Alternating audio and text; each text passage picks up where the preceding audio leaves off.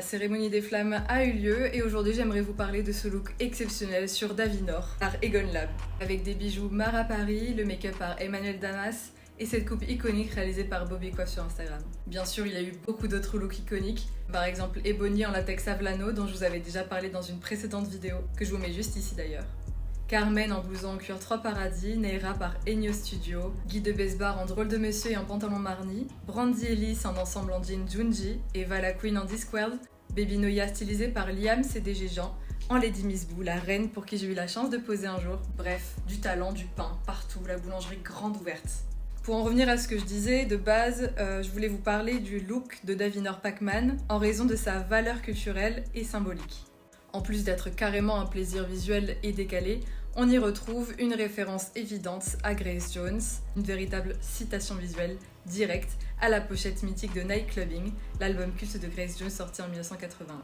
Grace Jones, c'est une chanteuse, autrice, compositrice, actrice et mannequin jamaïcaine. Une muse, mais aussi une pionnière des années 80. Elle est un choc esthétique et politique à elle seule. 1m79, un style androgyne, des looks ultra pointus, elle a explosé les normes de genre, de beauté et même de performance. Dans les années 80, elle portait des costumes d'hommes mieux que les hommes.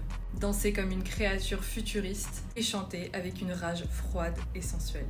En rendant hommage à Jones, Davinor s'inscrit dans une lignée, celle des femmes qui utilisent leur image comme une arme.